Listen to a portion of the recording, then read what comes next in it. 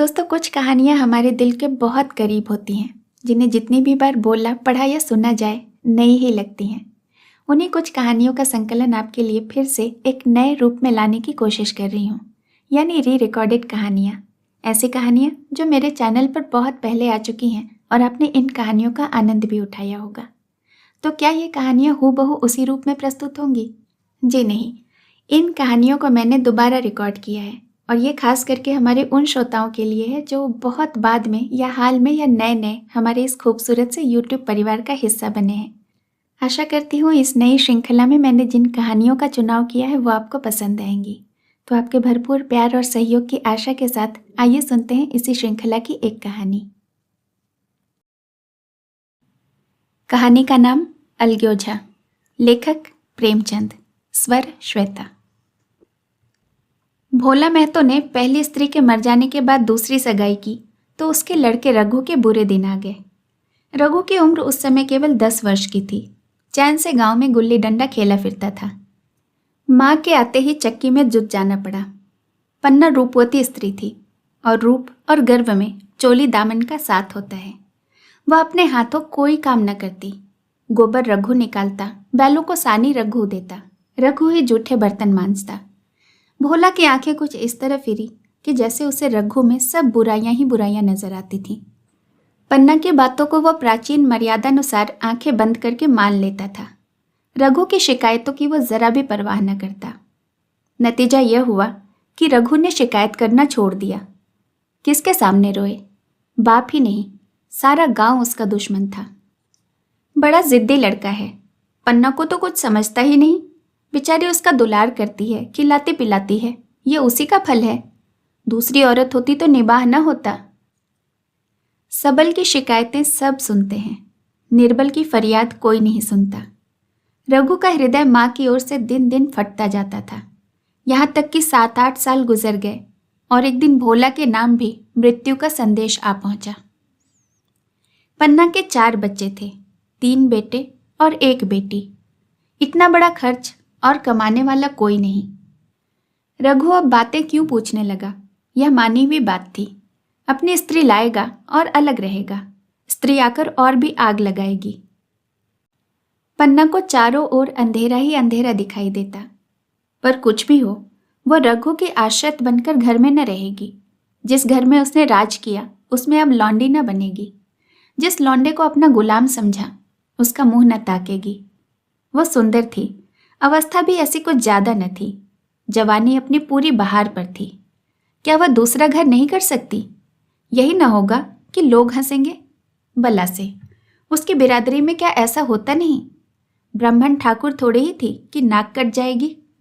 यह तो उन्हीं ऊंची जातों में होता है कि घर में चाहे जो कुछ करो, बाहर पर्दा ढका रहे। वह तो संसार को दिखाकर दूसरा घर कर सकती है, फिर वह रघु की दबैल बनकर क्यों रहे? भोला को मरे 1 महीना गुजर चुका था। संध्या हो गई थी। पन्ना इसी चिंता में पड़ी हुई थी कि सहसा उसे ख्याल आया कि लड़के घर में नहीं है। यह बैलों के लौटने की बेला है, कहीं कोई लड़का उनके नीचे ना आ जाए। अब द्वार पर कौन है जो उनकी देखभाल करेगा? रघु को तो मेरे लड़के फूटी आंखों नहीं भाते, कभी हंसकर बोलता भी नहीं। घर के बाहर निकली तो देखा रघु सामने झोपड़े में बैठा ऊख की गंडेरिया बना रहा है। लड़के उसे घेरे खड़े हैं और छोटी लड़की उसके गर्दन में हाथ डाले उसकी पीठ पर सवार होने की चेष्टा कर रही है। पन्ना को अपनी आंखों पर विश्वास न आया।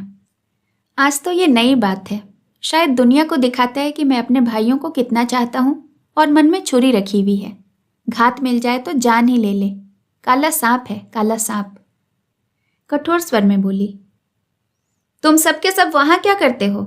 घर आओ, सांझ की बेला है, गोरू आते होंगे। रघु ने विनीत नेत्रों से देखकर कहा, मैं तो हूं ही काकी, डर किस बात का है? बड़ा लड़का केदार बोला, काकी रघु दादा ने हमारे लिए 2 गाड़ियां बना दी हैं। ये देख, एक पर हम और खन्नू बैठेंगे और दूसरे पर लक्ष्मण और झुनिया। दादा दोनों गाड़ियों को खींचेंगे। यह कहकर वह एक कोने से छोटी छोटी 2 गाड़ियां निकाल लाया। 4-4 पहिए लगे थे, बैठने के लिए तख्ते और रोक के लिए दोनों तरफ बाजू थे। पन्ना ने आश्चर्य से पूछा, ये गाड़ियां किसने बनाई? केदार ने चिढ़कर कहा। रघु दादा ने बनाई है, और किसने? भगत के घर से बसुला और रुखानी मांग लाए और चटपट बना दी। खूब दौड़ती है काकी। बैठ खन्नू, मैं खींचूं? खन्नू गाड़ी में बैठ गया। केदार खींचने लगा।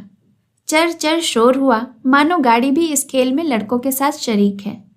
लक्ष्मण ने दूसरी गाड़ी में बैठकर कहा, दादा खींचो। रघु ने झुनिया को भी गाड़ी में बैठा दिया और गाड़ी खींचता हुआ दौड़ा। तीनों लड़के तालियां बजाने लगे। पन्ना चकित नेत्रों से यह दृश्य देख रही थी और सोच रही थी कि यह वही रघु है या कोई और। थोड़ी देर बाद दोनों गाड़ियां लौटी। लड़के घर में जाकर इस यान यात्रा के अनुभव का बयान करने लगे। कितने खुश थे सब, मानो हवाई जहाज पर बैठ कर आए हों। खन्नू ने कहा, काकी सब पेड़ दौड़ रहे थे। लक्ष्मण, और बचियां भी कैसे भागी, सबकी सब दौड़ी। केदार, काकी रघु दादा दोनों गाड़ियां एक साथ खींचे ले जाते हैं। झुनिया सबसे छोटी थी। उसकी व्यंजना शक्ति उछल कूद और नेत्रों तक ही परिमित थी। तालियां बजा बजा कर वह नाच रही थी। खन्नू, अब हमारे घर गाय भी आ जाएगी काकी। रघु दादा ने गिरधारी से कहा है कि हमें एक गाय ला दो। गिरधारी बोला कल लाऊंगा। केदार, 3 सेर दूध देती है काकी, खूब दूध पिएंगे। इतने में रघु भी अंदर आ गया। पन्ना ने अवहेलना की दृष्टि से देखकर पूछा, क्यों रघु, तुमने गिरधारी से कोई गाय मांगी है? रघु ने क्षमा प्रार्थना के भाव से कहा, हाँ मांगी तो है, कल लाएगा।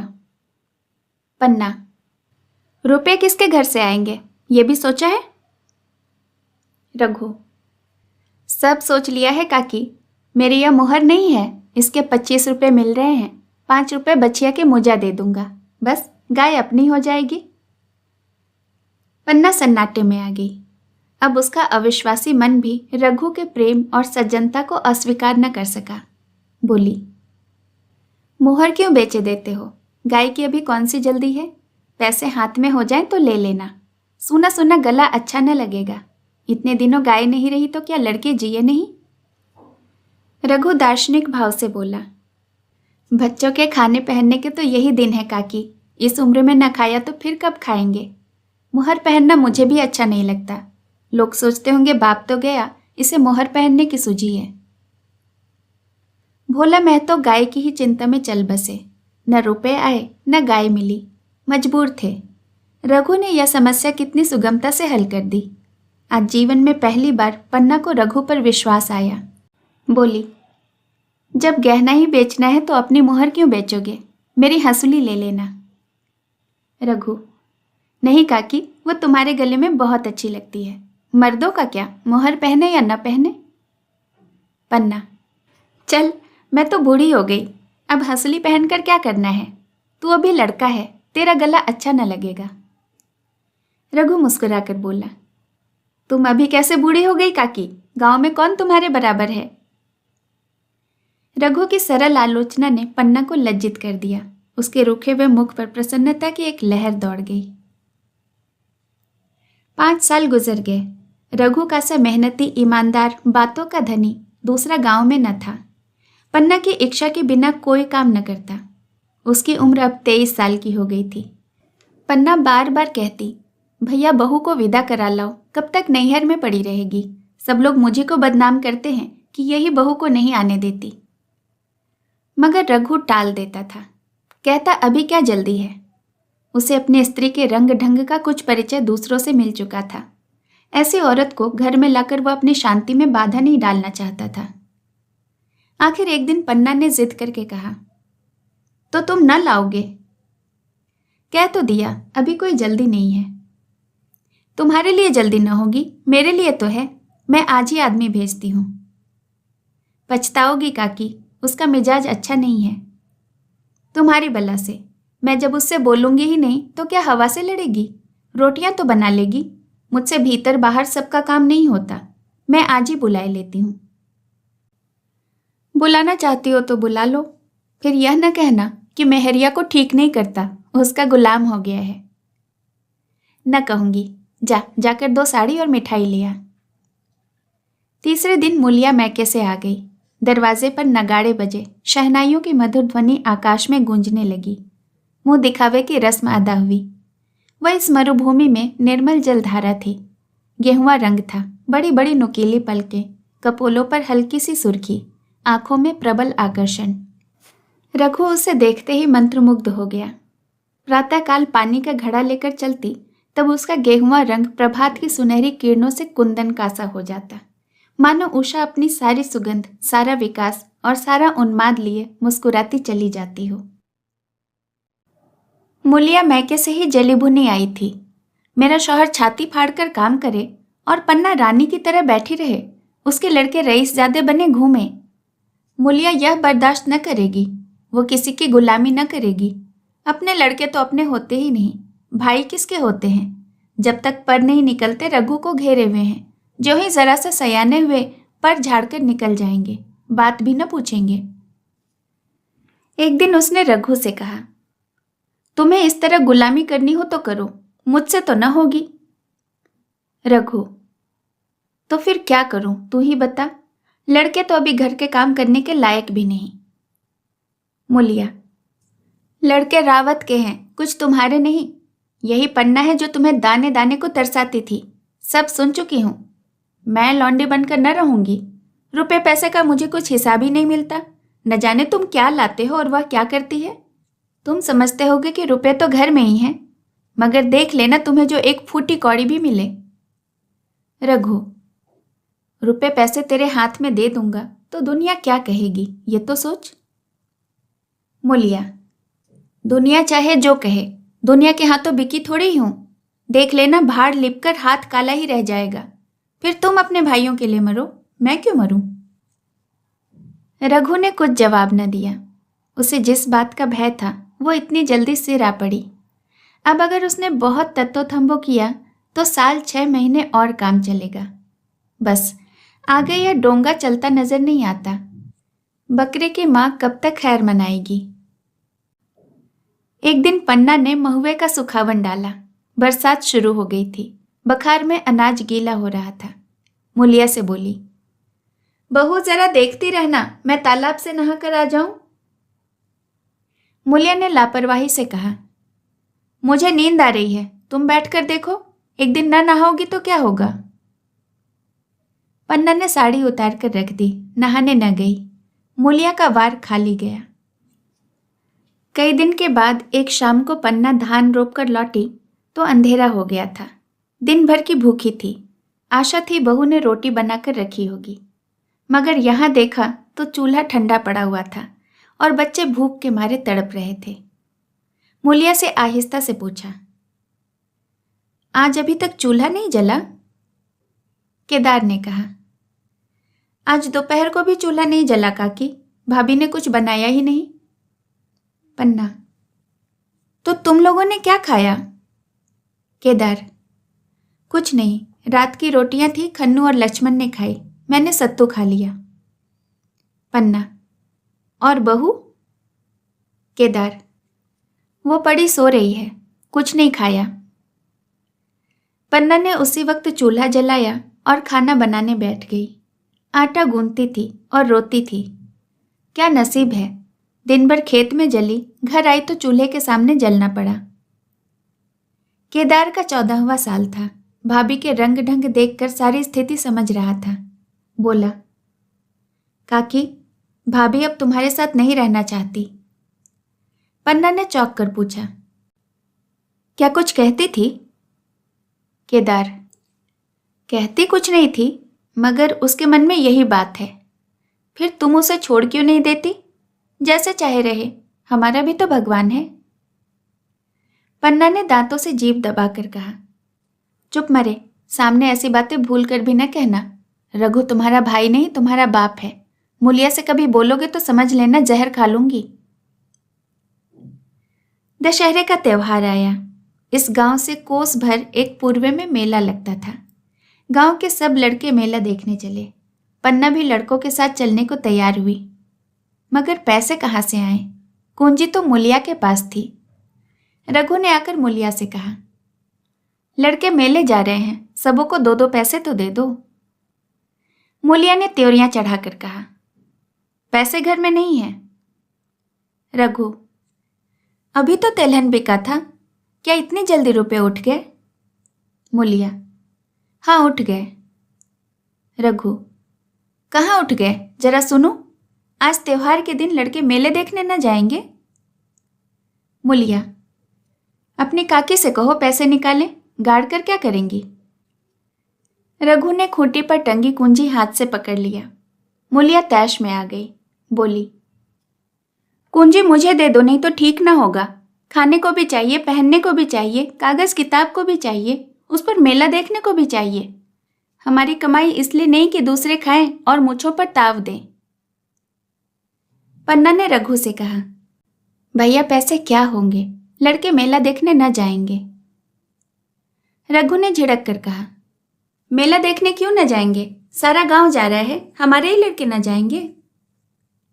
यह कहकर रघु ने अपना हाथ छुड़ा लिया और पैसे निकालकर लड़कों को दे दिए। मगर कुंजी जब मूलिया को देने लगा तब उसने उसे आंगन में फेंक दिया और मुंह लपेटकर लेट गई। लड़के मेला देखने न गए। इसके बाद 2 दिन गुजर गए। मूलिया ने कुछ नहीं खाया और पन्ना भी भूखी ही रही। रघु कभी इसे मनाता कभी उसे, पर न यह उठती और न ही वह। आखिर रघु ने हैरान होकर मूलिया से पूछा, कुछ मुंह से कह तो, चाहती क्या है? मूलिया ने धरती को संबोधित करके कहा, कुछ नहीं चाहती, मुझे मेरे घर पहुंचा दो। रघु, अच्छा उठ, बना खा, पहुंचा दूंगा। मूलिया ने रघु की ओर आंखें उठाई। रघु उसकी सूरत देखकर डर गया। वह माधुर्य, वह मोहकता, वह लावण्य गायब हो गया था। दांत निकल आए थे, आंखें फट गई थी और नथुने फड़क रहे थे। अंगारे किसी लाल आंखों से देखकर बोली, अच्छा तो काकी ने यह सलाह दी है, यह मंत्र उन्होंने पढ़ाया है, तो मैं यहां ऐसी कच्ची खिलाड़ी नहीं हूं, तुम दोनों की छाती पर मूंग डलूंगी, हो किस फेर में? रघु, अच्छा तो मूंग ही दल लेना, कुछ खा पी तो ले, तभी तो मूंग दल सकेगी। मूलिया, अब तो तभी मुंह में पानी डालूंगी जब घर अलग हो जाएगा, बहुत झेल चुकी, अब नहीं झेला जाता। रघु सन्नाटे में आ गया। एक दिन तक उसके मुंह से आवाज ही न निकली। अलग होने की उसने स्वप्न में कल्पना भी न की थी। उसने गांव में 2-4 परिवारों को अलग होते देखा था। वो खूब जानता था कि रोटी के साथ लोगों के हृदय भी अलग हो जाते हैं, अपने हमेशा के लिए गैर हो जाते हैं। फिर उनमें वही नाता रह जाता है जो गांव के आदमियों में। रघु ने मन में ठान लिया था कि इस विपत्ति को अपने घर में ना आने दूंगा, मगर होनहार के सामने उसकी एक न चली। आह, मेरे मुंह में कालिख लगेगी। दुनिया यही कहेगी कि बाप के मर जाने पर 10 साल भी एक में निभाह न हो सका। फिर किससे अलग हो जाऊं? जिनको गोद में खिलाया, जिनको बच्चों की तरह पाला, जिनके लिए तरह तरह के कष्ट झेले, उन्हीं से अलग हो जाऊं? अपने प्यारों को घर से निकाल बाहर करूं? उसका गला फंस गया। कांपते हुए स्वर में बोला, तू क्या चाहती है? मैं अपने भाइयों से अलग हो जाऊं? भला सोच तो, कहीं मुंह दिखाने के लायक भी रहूंगा। मूलिया, तो मेरा इन लोगों के साथ निबाह न होगा। रघु, तो तू अलग हो जा, मुझे अपने साथ क्यों घसीटती है? मूलिया, तो मुझे क्या तुम्हारे घर में मिठाई मिलती है? मेरे लिए संसार में जगह नहीं है। रघु, तेरी जैसी मर्जी, जहां चाहे रह, मैं अपने घर वालों से अलग नहीं हो सकता। जिस दिन इस घर में 2 चूल्हे जलेंगे उस दिन मेरे कलेजे के 2 टुकड़े हो जाएंगे। मैं यह चोट नहीं सह सकता। तुझे जो तकलीफ है वो मैं दूर कर सकता हूँ। माल असबाब की मालकिन तू ही है, अनाज पानी तेरे ही हाथ में है। अब रह क्या गया? अगर कुछ काम धंधा नहीं करना चाहती तो मत कर। भगवान ने मुझे समाई दी होती तो मैं तुझे तिनका तक उठाने न देता। तेरे यह सुकुमार हाथ पांव मेहनत मजूरी करने के लिए नहीं बनाए गए हैं। मगर क्या करूं, अपना कुछ बस भी तो नहीं। फिर भी तेरा जी कोई काम करने को न चाहे तो मत कर, मगर मुझसे अलग होने को न कह, मैं तेरे पैरों पड़ता हूं। मूलिया ने सिर से आंचल खिसकाया और जरा समीप आकर बोली, मैं काम करने से नहीं डरती, न ही बैठे बैठे खाना चाहती हूं, मगर मुझसे किसी की धौंस नहीं सही जाती। तुम्हारी ही काकी घर का काम करती है तो अपने लिए करती है, अपने बाल बच्चों के लिए करती है। मुझ पर कोई एहसान तो नहीं करती ना, फिर मुझ पर धौंस क्यों जमाती है? उन्हें अपने बच्चे प्यारे होंगे, मुझे तो तुम्हारा ही आसरा है। मैं अपने आंखों से यह नहीं देख सकती कि सारा घर तो चैन करे, जरा जरा से बच्चे तो दूध पिएं, और जिसके बल बूते पर यह सारी गृहस्थी बनी हुई है वो मट्ठे को भी तरसे, उसे कोई पूछने वाला न हो। जरा अपना मुंह तो देखो, कैसी सूरत निकल आई है। औरों के तो 4 बरस में अपने पट्टे तैयार हो जाएंगे, तुम तो 10 साल में खाट पर पड़ जाओगे। बैठ जाओ, खड़े क्यों हो? क्या मार कर भागोगे? मैं तुम्हें जबरदस्ती न बांधूंगी, ये मालकिन का कोई हुक्म नहीं। सच कहूं तो तुम बड़े कटकलेजी हो। मैं जानती कि ऐसे निर्मोही से पाला पड़ेगा तो इस घर में भूल कर भी ना आती, आती भी तो मन न लगाती। मगर अब तो तुमसे मन लग गया है, घर जाऊं तो भी मन यहीं रहेगा, और तुम जो हो मेरी बात भी नहीं पूछते। मूलिया की ये रसीली बातें रघु पर कोई असर न डाल सकी। वो उसी रुखाई से बोला, मूलिया, मुझसे यह न होगा। अलग होने का ध्यान करते ही मेरा मन न जाने कैसा हो जाता है। ये चोट मुझसे न सही जाएगी। मूलिया ने परिहास करके कहा, तो चूड़ियां पहनकर अंदर बैठो ना, लाओ मैं मुझे लगा लूं। मैं तो समझती थी कि तुम में भी कुछ बल कल है, अब देखती हूं कि निरे मिट्टी के लोंदे हो। पन्ना दलान में खड़ी दोनों की बातें सुन रही थी। अब उससे न रहा गया, सामने आकर रघु से बोली, जब वह अलग करने पर तुली है फिर तुम क्यों उसे जबरदस्ती मिलाए रखना चाहते हो? तुम उसे लेकर रहो, हमारे भगवान ने अब तक निभा दिया तो अब क्या डर। अब तो भगवान की दया से तीनों लड़के सयाने हो गए हैं, अब कोई चिंता नहीं। रघु ने आंखों में आंसू भरकर पन्ना को देखकर कहा कि तू भी पागल हो गई है क्या? जानती नहीं, 2 रोटियां होते ही मन भी 2 हो जाता है। पन्ना, जब वह नहीं मानती तो तुम क्या करोगे? भगवान की मर्जी होगी तो कोई क्या करेगा। परालब्ध में जितने दिन साथ रहना लिखा था उतने दिन रहे, अब यह उसी की मर्जी है तो यही सही। तुमने मेरे बाल बच्चों के लिए जो कुछ किया वो मैं कभी भूल नहीं सकती। तुमने इनके सिर पर हाथ न रखा होता तो आज जाने इनकी गति क्या होती। न जाने किन के द्वार पर ठोकरें खाते होते, न जाने कहाँ कहाँ भीख मांगते। तुम्हारा जस तो मरते दम तक गाऊंगी। अगर मेरी खाल भी तुम्हारे जूते बनने के काम आते ना तो खुशी से दे देती, चाहे तुमसे अलग भले हो जाऊं, पर जिस घड़ी भी तुम पुकारोगे कुत्ते की तरह दौड़ती आऊंगी। ये भूल कर भी ना सोचना कि तुमसे अलग होकर मैं तुम्हारा बुरा चेतूंगी। जिस दिन भी तुम्हारे बारे में बुरा मेरे मन में आएगा ना, उसी दिन विष खाकर मर जाऊंगी। भगवान करे तुम दूधो नहाओ पूतो फलो, मरते दम तक यही आशीष मेरे रोए रोए से निकलती रहेगी। और अगर लड़के भी अपने बाप के हैं ना तो मरते दम तक तुम्हारा पोस मानेंगे। यह कहकर पन्ना रोती हुई वहां से चली गई। रघु वहीं मूर्ति की तरह बैठा रहा। आसमान की ओर टकटकी लगी थी और आंखों से आंसू बह रहे थे। पन्ना की बातें सुनकर मूलिया समझ गई कि अपने पौ बा रहे हैं। चटपट उठी, घर में झाड़ू लगाई, चूल्हा जलाया और कुएं से पानी लेने चली। उसकी टेक पूरी हो गई थी। गांव में स्त्रियों के 2 दल होते हैं, एक बहुओं का, दूसरा सासों का। बहुएं सलाह और सहानुभूति के लिए अपने दल में जाती हैं और सासें अपनी। दोनों की पंचायतें अलग होती हैं। मूलिया को कुएं पर 2-3 बहुएं मिल गईं। एक से पूछा, आज तो तुम्हारी बुढ़िया बहुत रोध हो रही थी। मूलिया ने विजय गर्व से कहा, इतने दिनों से घर की मालकिन बनी हुई थी, राजपाट छोड़ते किसे अच्छा लगता है। बहन, मैं उनका बुरा नहीं चाहती, लेकिन एक आदमी की कमाई से कहाँ तक बरकत होगी। मेरे भी तो यही खाने पहनने और ओढ़ने के दिन हैं। अभी उनके पीछे पीछे मरो, फिर बाल बच्चे हो जाएंगे, उनके पीछे मरो, सारी जिंदगी रोते ही कट जाएगी। एक बहू, बुढ़िया यही चाहती है कि हम सब जन्म भर लौंडी बनकर रहें, मोटा झोटा खाएं और पड़ी रहें। दूसरी बहू, किस भरोसे पर कोई मरे। अपने लड़के तो बात पूछते नहीं, पराए लड़कों का क्या भरोसा। कल इनके हाथ पैर हो जाएंगे फिर कौन पूछता है। अपनी अपनी मेहरियों का मुंह देखेंगे, इसलिए पहले से ही फटकार देना अच्छा है, फिर कोई कलह तो न होगा। मूलिया पानी लेकर गई, खाना बनाया और रघु से बोली, जाओ नहा आओ, रोटी तैयार है। रघु ने मानो सुना ही नहीं, सिर पर हाथ रखकर द्वार की तरफ ताकता रहा। मूलिया, क्या कहती हूँ, कुछ सुनाई नहीं देता? रोटी तैयार है, जाकर नहा आओ। रघु, सुन तो रहा हूं, क्या बहरा हूं? रोटी तैयार है तो जाकर खा ले, मुझे भूख नहीं है। मूलिया ने फिर कुछ नहीं कहा, जाकर चूल्हा बुझा दिया, रोटियां उठाकर छीके पर रख दी और मुंह ढांककर लेट रही। जरा देर में पन्ना आकर बोली, खाना तैयार है, नहा धोकर खा लो, बहू भी भूखी होगी। रघु ने झुंझलाकर कहा, काकी तो घर में रहने देगी कि मुंह में कालिख लगाकर कहीं निकल जाऊं? खाना तो खाना ही है ना, आज न खाऊंगा कल खा लूंगा, लेकिन अभी मुझसे न खाया जाएगा। क्या केदार अभी मदरसे से नहीं आया?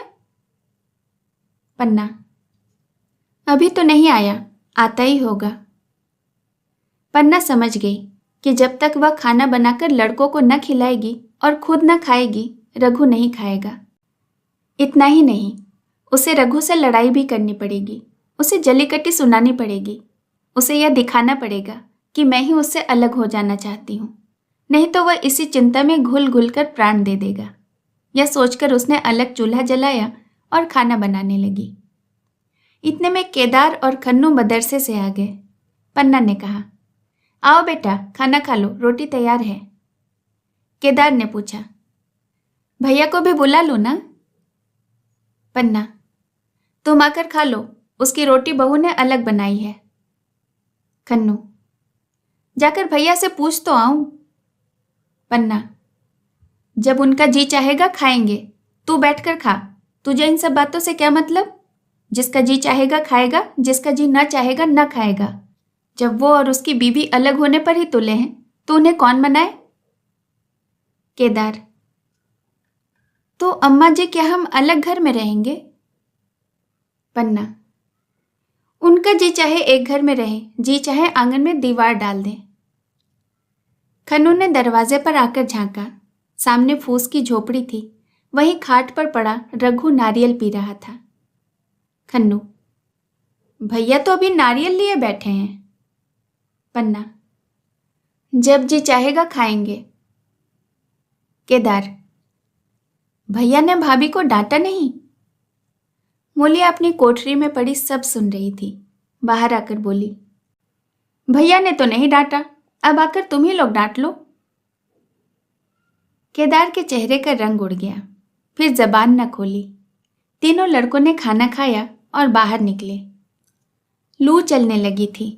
आम के बाग में गांव के लड़के लड़कियां हवा से गिरे हुए आम चुन रहे थे। केदार ने कहा, आज हम भी आम चुनने चलेंगे, खूब आम गिर रहे हैं। खन्नू, दादा जो बैठे हैं। लक्ष्मण, मैं न जाऊंगा, दादा घुड़केंगे। केदार, वो तो अब अलग हो गए हैं। लक्ष्मण, तो अब हमको कोई मारेगा तब भी दादा कुछ न बोलेंगे? केदार, वाह, तब क्यों न बोलेंगे? रघु ने तीनों लड़कों को दरवाजे पर खड़े देखा, पर कुछ बोला नहीं। पहले तो वह घर के बाहर निकलते ही उन्हें डांट बैठता था, पर आज वह मूर्ति के समान निश्चल बैठा रहा। अब लड़कों को कुछ साहस हुआ, कुछ दूर और बढ़े। रघु अब भी कुछ न बोला। कैसे बोले? वो सोच रहा था, काकी ने लड़कों को खिला पिला दिया, मुझसे पूछा तक नहीं। क्या उसकी आंखों पर भी पर्दा पड़ गया? अगर मैंने लड़कों को पुकारा और वह न आए तो? मैं उनको मार पीट तो न सकूंगा, लू में सब मारे मारे फिरेंगे, कहीं बीमार न पड़ जाएं। उसका दिल महसूस कर रह जाता था, लेकिन मुंह से कुछ न कह सकता था। लड़कों ने देखा कि यह बिल्कुल नहीं बोलते, तो निर्भय होकर चल पड़े। सहसा मूलिया ने आकर कहा, अब तो उठोगे कि अब भी नहीं? जिनके नाम का फाका कर रहे हो, उन्होंने मजे से लड़कों को खिलाया पिलाया और आप खाया, और अब आराम से सो रही हैं। मोर पिया बात न पूछे, मोर सुहागिन नाव। एक बार भी तो मुंह से न फूटा कि चलो भैया खा लो। रघु को इस समय मर्मांतक पीड़ा हो रही थी। मूलिया के इन कठोर शब्दों में घाव पर नमक छिड़क दिया। दुखित नेत्रों से देखकर बोला, तेरी जो मर्जी थी वह तो हुआ ना, अब जा ढोल बजा। मूलिया, नहीं, तुम्हारे लिए थाली परोसे बैठी हूं। रघु, मुझे चिढ़ा मत, तेरे पीछे मैं भी बदनाम हो रहा हूं। जब तू किसी का होकर नहीं रहना चाहती तो दूसरे को क्या गरज है जो तुम्हारी खुशामद करे। जाकर काकी से पूछ, लड़के आम चुनने गए हैं, उन्हें पकड़ लाऊं। मूलिया अंगूठा दिखाकर बोली, यह जाता है, तुम्हें 100 बार गरज हो जाकर पूछो। इतने में पन्ना भी भीतर से निकल आई। रघु ने पूछा, लड़के बगीचे में चले गए काकी, लू चल रही है। पन्ना, अब उनका कौन पूछतर है, बगीचे में जाएं, पेड़ पर चढ़े या पानी में डूबे, मैं अकेले क्या क्या करूं। रघु, जाकर पकड़ लाऊं। पन्ना, जब तुम्हें अपने मन से नहीं जाना है तो फिर मैं जाने को क्यों कहूं। तुम्हें रोकना होता तो रोक न देते, तुम्हारे सामने ही तो गए होंगे। पन्ना की बात पूरी भी न हुई थी कि रघु ने नारियल कोने में रख दिया और बाग की तरफ चला। रघु लड़कों को लेकर बाग से लौटा तो देखा मूलिया अभी तक झोपड़े में खड़ी है। बोला, तू जाकर खा क्यों नहीं लेती, मुझे इस बेला भूख नहीं है। मूलिया ऐंठ कर बोली, हाँ भूख क्यों लगेगी, भाइयों ने खाया वह तुम्हारे पेट में पहुंच ही गया होगा। रघु ने दांत पीस कर कहा, मुझे जला मत मूलिया, नहीं अच्छा ना होगा, खाना कहीं भागा नहीं जाता, एक बेला न खाऊंगा तो मर न जाऊंगा। तू क्या समझती है, घर में आज छोटी बात हो गई है। तूने घर में चूल्हा नहीं जलाया, मेरे कलेजे में आग लगाई है। मुझे घमंड था कि और चाहे कुछ भी हो जाए पर मेरे घर में फूट कर रोग ना आने पाएगा, पर तूने मेरा घमंड चूर चूर कर दिया। परालब्ध की बात है।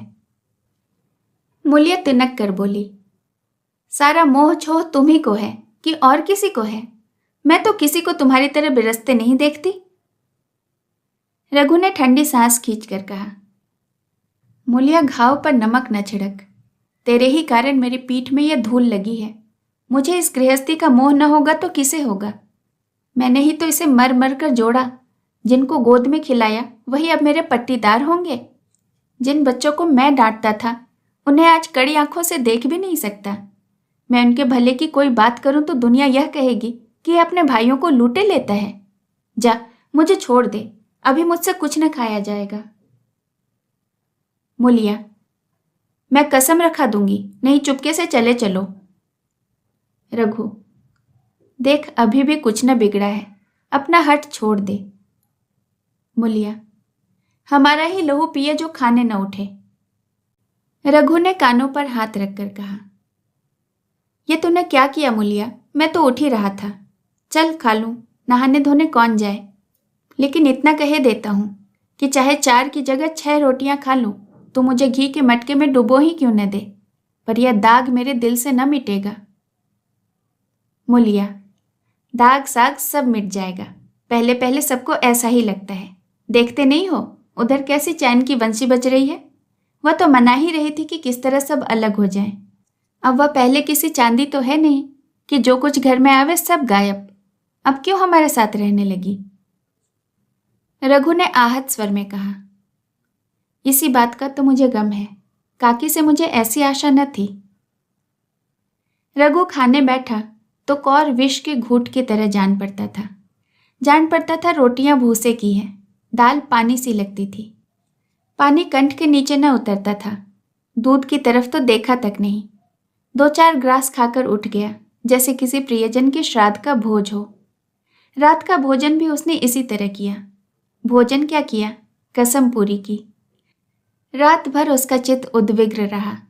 एक अज्ञात शंका उसके मन पर छाई हुई थी, जैसे भोला महतो द्वार पर बैठा रो रहा हो। कई बार वह चौंक उठा, ऐसा जान पड़ा कि भोला उसकी ओर तिरस्कार की आंखों से देख रहा है। वह दोनों जून भोजन करता था, पर जैसे शत्रु के घर। भोला की शोकमग्न मूर्ति आंखों से उतरती ही न थी। रात को उसे नींद न आती। वह गांव में निकलता तो इस तरह मुंह चुराए और सिर झुकाए मानो गो हत्या की हो। 5 साल गुजर गए। रघु अब 2 लड़कों का बाप था। आंगन के बीच में दीवार खिंच गई थी, खेतों में मेढ़े डाल दी गई थी और बैल बछिया बांट लिए गए थे। केदार की उम्र अब 19 की हो गई थी। उसने पढ़ना लिखना छोड़ दिया था और खेती का काम करता था। खन्नू गाय चराता था। केवल लक्ष्मण अब मदरसे जाता था। पन्ना और मूलिया दोनों एक दूसरे की सूरत से जलती थी। मूलिया के दोनों लड़के बहुधा पन्ना के पास ही रहते। वही उन्हें उपटन मलती, वही काजल लगाती, वही गोद में लिए फिरती, मगर मूलिया के मुंह से अनुग्रह का एक शब्द भी न निकलता। नहीं पन्ना इसके लिए इच्छुक थी। वह जो कुछ करती निर्वाज्य भाव से करती। उसके दो दो लड़के अब कमाऊ हो गए थे। लड़की खाना पका लेती थी। वह खुद ऊपर का कामकाज कर लेती थी। इसके विरुद्ध रघु अपने घर में अकेला था।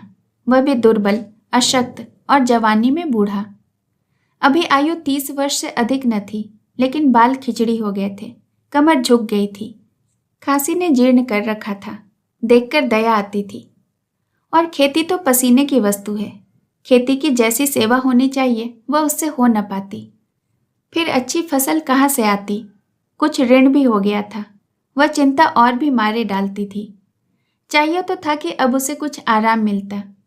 इतने दिनों के निरंतर परिश्रम के बाद सिर का बोझ कुछ हल्का होता। लेकिन मूलिया की स्वार्थपरता और अदूरदर्शिता ने लहराती हुई खेती उजाड़ दी। अगर सब एक साथ रहते तो वह अब तक पेंशन पा जाता। मजे से द्वार पर बैठा हुआ नारियल पीता। भाई काम करते, वह सलाह देता, मैं तो बना फिरता। कहीं किसी के झगड़े चुकाता, कहीं साधु संतों की सेवा करता। वह अवसर हाथ से निकल गया। अब तो चिंता भार दिन ब दिन बढ़ता जाता था। आखिर उसे धीमा धीमा ज्वर चढ़ने लगा। हृदय शूल, चिंता, कड़ा परिश्रम और अभाव का यही पुरस्कार है। पहले कुछ परवाह न की, समझा आप ही आप अच्छा हो जाएगा। मगर कमजोरी बढ़ने लगी। फिर दवा की फिक्र हुई। जिसने जो बता दिया खा लिया। डॉक्टरों और वैद्यों के पास जाने के सामर्थ्य कहाँ? और सामर्थ्य होते भी तो रुपये खर्च कर देने के सिवाय और नतीजा ही क्या था? जीर्ण ज्वर की औषधि आराम और पुष्टिकारक भोजन है। न वह बसंत मालती का सेवन कर सकता था और न आराम से बैठकर बलवर्धक भोजन कर सकता था। कमजोरी बढ़ती चली गई। पन्ना को अवसर मिलता तो वह आकर उसे तसल्ली देती। लेकिन उसके लड़के अब रघु से बात भी न करते थे। दवा दारू तो क्या करते, उसका और मजाक ही उड़ाते। भैया समझते थे कि हम लोगों से अलग होकर सोने और ईंट रख लेंगे। भाभी भी समझती थी कि सोने से लद जाऊंगी। अब देखें कौन पूछता है। सिसक सिसक कर न मरे तो कह देना। बहुत हाय हाय भी अच्छी नहीं होती। आदमी उतना ही काम करे जितना हो सकता है, यह नहीं कि रुपये के लिए जान दे दे। पन्ना कहती रघु बेचारे का क्या दोष है। केदार कह, चल मैं खूब समझता हूँ। भैया की जगह मैं होता तो डंडे से बात करता। मजाक था कि औरत यूं जिद करती। यह सब भैया की चाल थी, सब सदी बदी बात थी। आखिर एक दिन रघु का टिमटिमाता हुआ जीवन दीपक बुझ गया। मौत ने सारी चिंताओं का अंत कर दिया। अंत में उसने केदार को बुलाया था, पर केदार को ऊँख में पानी देना था। डरा कहीं दवा के लिए न भेज दे, बहाना बना दिया। मूलिया का जीवन अंधकारमय हो गया। जिस भूमि पर उसने मंसूबों की दीवार खड़ी की थी वो नीचे से खिसक गई। जिस खूंटे के बल पर वह उछल रही थी वो उखड़ गया। गांव वालों ने कहना शुरू किया, ईश्वर ने कैसा तत्काल दंड दिया। बेचारी मारे लाज के अपने दोनों बच्चों को लिए रोया करती। गांव में किसी को मुंह दिखाने का साहस न होता। प्रत्येक प्राणी उससे यह कहता हुआ मालूम होता था, मारे घमंड के धरती पर पांव न रखती थी, आखिर सजा मिल गई कि नहीं। अब इस घर में निर्वाह कैसे होगा? वह किसके सहारे रहेगी? किसके बल पर खेती होगी? बेचारा रघु बीमार था, दुर्बल था, पर जब तक जीता था अपना काम करता रहा। मारे कमजोरी के कभी कभी सिर पकड़कर बैठ जाता और जरा दम लेकर फिर हाथ चलाने लगता। सारी खेती तहस नहस हो रही थी। उसे कौन संभालेगा? अनाज की डांठें खलिहान में पड़ी थी। ऊख अलग सूख रही थी। वह अकेली क्या क्या करेगी? फिर सिंचाई अकेले आदमी का तो काम नहीं। 3-3 मजदूरों को कहाँ से लाए? गांव में मजदूर थे ही कितने। आदमियों के लिए खींचातानी हो रही थी। क्या करे क्या न करे। इस तरह 13 दिन बीत गए। क्रियाकर्म से छुट्टी मिली। दूसरे दिन सवेरे मूलिया ने दोनों बालकों को गोद में उठाया और अनाज मांडने चली। खलिहान में पहुंचकर उसने एक को तो पेड़ के नीचे घास के नर्म बिस्तर पर सुला दिया और दूसरे को वहीं बैठाकर अनाज मारने लगी। बैलों को हाँकती थी और रोती थी। क्या इसीलिए भगवान ने उसको जन्म दिया था? देखते देखते क्या से क्या हो गया। इन्हीं दिनों पिछले साल भी अनाज मांडा गया था। वह रघु के लिए लोटे में शरबत और मटर की घुगनी लेकर आई थी। आज उसके न कोई आगे है न पीछे, लेकिन किसी की लौंडी तो नहीं हूं। उसे अलग होने का अब भी पछतावा न था। एकाएक छोटे बच्चे का रोना सुनकर उसने उधर ताका तो बड़ा लड़का उसे चुमकार कर कह रहा था, भैया तुम चुप रहो, चुप रहो। धीरे धीरे उसके मुंह पर हाथ फेरता था और चुप कराने के लिए विकल था। जब बच्चा किसी तरह चुप न हुआ तो वह खुद उसके पास लेट गया और उसे छाती से लगाकर प्यार करने लगा।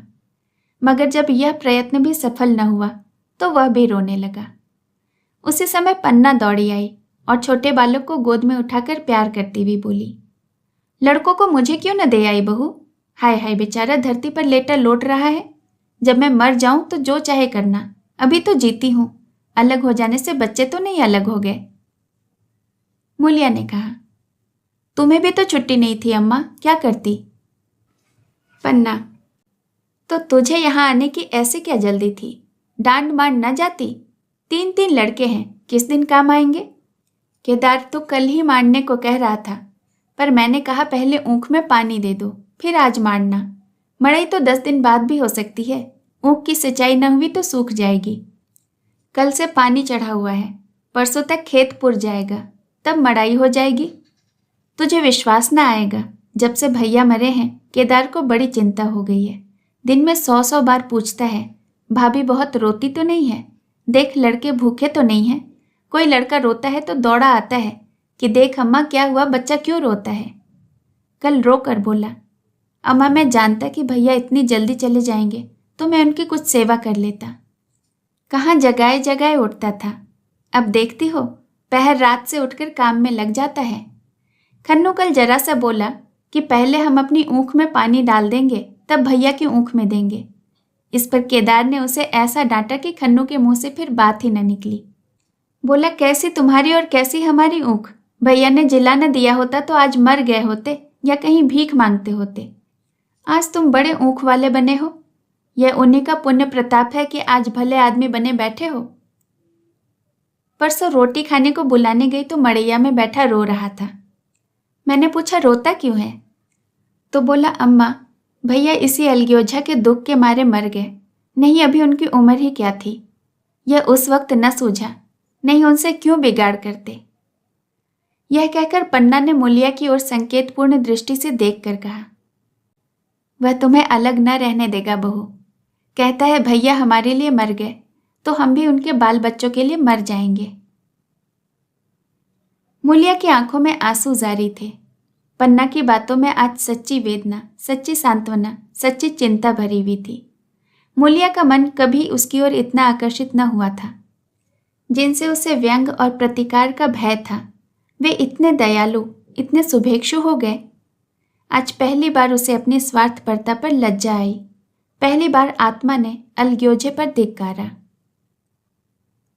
इस घटना को हुए 5 साल गुजर गए। पन्ना आज बूढ़ी हो गई है। केदार घर का मालिक है, मूलिया घर की मालकिन। खन्नू और लक्ष्मण की विवाह हो चुके हैं, मगर केदार अभी तक कुंवारा है। कहता है विवाह न करूँगा। कई जगहों से बातचीत हुई, कई सगाइयाँ आई, पर उसने हामी न भरी। पन्ना ने कंपे जलाए, जाल फैलाए, पर वह न फंसा। कहता है औरतों से कौन सा सुख, मेहरिया घर में आई और आदमी का मिजाज बदला। फिर जो कुछ है वह मेहरिया ही है। माँ बाप भाई बंधु सब पराए हैं। जब भैया जैसे आदमी का मिजाज बदल गया तो फिर दूसरों की क्या गिनती। 2 लड़के भगवान ने दिए हैं, और क्या चाहिए। बिना ब्याह किए 2 बेटे मिल गए, इससे बढ़कर और क्या होगा। जिसे अपना समझो वही अपना है, जिसे गैर समझो वो गैर। एक दिन पन्ना ने कहा, तेरा वंश कैसे चलेगा? केदार, मेरा वंश तो चल रहा है, दोनों लड़कों को अपना ही तो समझता हूं। पन्ना, समझने ही पर तो है, तो तू मूलिया को भी अपनी मेहरिया समझता होगा। केदार ने झेंपते हुए कहा। तुम तो गाली देती हो अम्मा। पन्ना, गाली कैसी? तेरी भाभी ही तो है।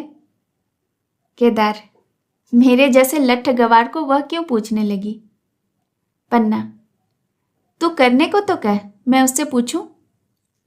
केदार, नहीं मेरी अम्मा, कहीं रोने गाने न लगे। पन्ना, तेरा मन हो तो मैं बातों बातों में उसके मन की थाह लूं। केदार, मैं नहीं जानता, जो चाहे कर। पन्ना केदार के मन की बात समझ गई। लड़के का दिल मुलिया पर आया हुआ है, पर संकोच और भय के मारे कुछ नहीं कहता। उसी दिन उसने मुलिया से कहा, क्या करूं बहू, मन की लालसा मन में ही रह जाती है। केदार का भी घर बस जाता तो मैं निश्चिंत हो जाती। मुलिया, वो तो करने को कहते ही नहीं। पन्ना, कहता है ऐसी औरत मिले जो घर में मेल से रहे तो करूं। मुलिया, ऐसी औरत कहाँ मिलेगी, कहीं ढूंढो। पन्ना, मैंने तो ढूंढ लिया है। मुलिया, सच? किस गांव की है? पन्ना, अभी न बताऊंगी, मुदा यह जानती हूं कि उससे केदार की अगर सगाई हो जाए ना तो घर बन जाए और केदार की जिंदगी भी सफल हो जाए। न जाने लड़की मानेगी कि नहीं। मुलिया, मानेगी क्यों नहीं अम्मा? ऐसा सुंदर कमाऊ सुशील वर और कहाँ मिला जाता है। उस जन्म का कोई साधु महात्मा होगा, नहीं तो लड़ाई झगड़े के डर से कौन बिन ब्याहे रह जाता है। कहाँ रहती है, मैं जाकर उसे मना लाऊंगी। पन्ना, तू चाहे तो उसे मना ले, तेरे ही ऊपर है। मुलिया, तो फिर मैं आज ही चली जाऊंगी अम्मा, उसके पैरों पकड़कर उसे मना लाऊंगी। पन्ना, तो बता दूं, वो तू ही है। मुलिया लजा कर बोली, तुम तो अम्मा गाली देती हो। पन्ना, गाली कैसी, देवर ही तो है। मुलिया, मुझ जैसी बुढ़िया को वह क्यों पूछने लगे। पन्ना, वो तो तुझे पर दांत लगाए बैठा है, तेरे सिवाय उसे और कोई भाती ही नहीं। डर के मारे कहता नहीं, पर उसके मन की बात मैं जानती हूं। वैधव्य के शोक से मुरझाया हुआ मुलिया का पीत वदन कमल की भांति अरुण हो उठा। 10 वर्षों में जो कुछ खोया था वह इसी एक क्षण में मानो ब्याज के साथ मिल गया। वही लावण्य, वही विकास, वही आकर्षण, वही लोच। इस कहानी में अंत तक मेरे साथ बने रहने के लिए आपका बहुत बहुत धन्यवाद। जल्द मिलूंगी एक नई कहानी के साथ। नमस्कार।